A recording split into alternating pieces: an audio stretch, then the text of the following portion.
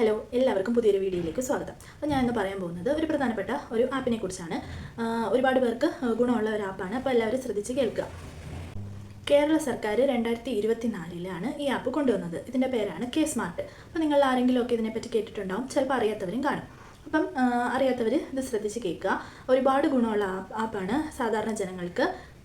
ഇതിലൂടെ നമുക്ക് ഗ്രാമപഞ്ചായത്തിൻ്റെയും മുനിസിപ്പാലിറ്റിയുടെയും അതുപോലെ കോർപ്പറേഷൻ്റെ സേവനങ്ങൾ ഈസി ആയിട്ട് വീട്ടിലിരുന്നുകൊണ്ട് തന്നെ നമുക്ക് ആക്സസ് ചെയ്യാൻ പറ്റും എന്നുള്ളതാണ് ഈ ആപ്പിൻ്റെ പ്രത്യേകത.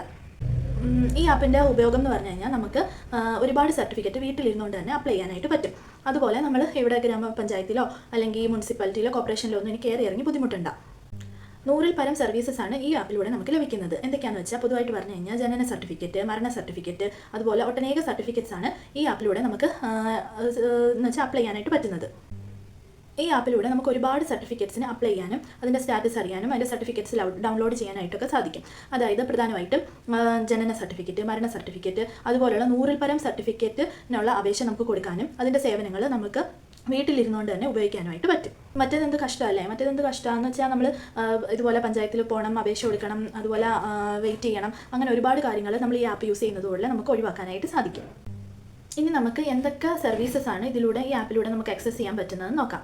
ജനന സർട്ടിഫിക്കറ്റ്, മരണ സർട്ടിഫിക്കറ്റ്, വിവാഹ രജിസ്ട്രേഷൻ, അതുപോലെ തന്നെ ജനന സർട്ടിഫിക്കറ്റിൻ്റെ ആപ്ലിക്കേഷൻ, അതിൻ്റെ സർട്ടിഫിക്കറ്റ് ഡൗൺലോഡ് ചെയ്യുക, അതുപോലെ തന്നെ തിരുത്തൽ എന്തെങ്കിലും ഉണ്ടെങ്കിൽ തിരുത്താനുള്ള ആപ്ലിക്കേഷൻ, അതുപോലെ തന്നെ പ്രോപ്പർട്ടി ടാക്സ് അടയ്ക്കൽ, അതായത് നമ്മുടെ വീട്ടു നികുതിയൊക്കെ ഇല്ല, കെട്ടിട നികുതി അത് അടയ്ക്കൽ, അതുപോലെ വീട്ടു നമ്പറിനുള്ള ആപ്ലിക്കേഷൻ, അതുപോലെ വീടിൻ്റെ ഉടമസ്ഥാവകാശം മാറ്റുന്നതിനുള്ള പ്രൊസീജിയേഴ്സ്, പിന്നെ ബിൽഡിങ്ങിൻ്റെ പെർമിറ്റുകൾ, കടയുടെ ലൈസൻസ്, അതുപോലെ കടയുടെ ലൈസൻസ്, അതുപോലെ തന്നെ നമ്മുടെ ബിൽഡിങ്ങിൻ്റെ പെർമിറ്റ്, പിന്നെ പരാതി സമർപ്പിക്കൽ.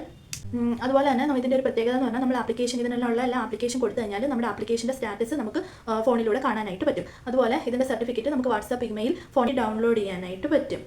ഇതുപോലെ ഒരുപാട് സർവീസസ് കെ സ്മാർട്ടിൽ നമുക്ക് അവൈലബിൾ ആണ്. അപ്പം ആർക്കെങ്കിലും അറിയാത്തവരുണ്ടെങ്കിൽ ഇനി മുതൽ മറ്റേ ഓഫീസിലൊന്നും കയറി ഇറങ്ങി ബുദ്ധിമുട്ടണ്ട. അപ്പം നമുക്ക് വീട്ടിലിരുന്നുകൊണ്ട് തന്നെ ആപ്ലിക്കേഷൻ സമർപ്പിക്കാവുന്നതാണ്. അതിനായിട്ട് നമുക്ക് പ്ലേ സ്റ്റോറിൽ പോയിട്ട് കെ സ്മാർട്ട് എന്ന ആപ്പ് ഡൗൺലോഡ് ചെയ്ത് വെക്കുക. അതിനകത്ത് നമ്മൾ സൈനപ്പ് ചെയ്യണം. നമ്മുടെ ഫോൺ നമ്പർ, അതായത് ആധാർ ലിങ്ക് ചെയ്ത ഫോൺ നമ്പർ, അപ്പോൾ അത് ശ്രദ്ധിക്കണം കേട്ടോ, ശ്രദ്ധിച്ച് വേണം ചെയ്യാൻ. ആധാർ ലിങ്ക് ചെയ്ത ഫോൺ നമ്പർ, അതുപോലെ തന്നെ നമ്മുടെ പേരും മറ്റേ ഡീറ്റെയിൽസും ഒക്കെ കൊടുക്കണം. അപ്പോൾ അങ്ങനെ കൊടുത്തു കഴിഞ്ഞാൽ നമ്മൾ സൈനപ്പ് ആവും. പിന്നെ എപ്പോഴാണെന്ന് വെച്ചാൽ നമുക്ക് എന്തെങ്കിലും ആവശ്യമുള്ളപ്പോൾ നമുക്കതിൽ ലോഗിൻ ചെയ്തിട്ട് നമ്മുടെ ID വെച്ച് ലോഗിൻ ചെയ്യുക.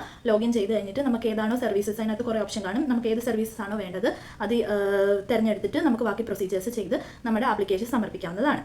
അതുപോലെ തന്നെ ഇതിനകത്ത് നമുക്ക് സർട്ടിഫിക്കറ്റ്സ് അറ്റാച്ച് ചെയ്യേണ്ടതായിട്ട് വരും.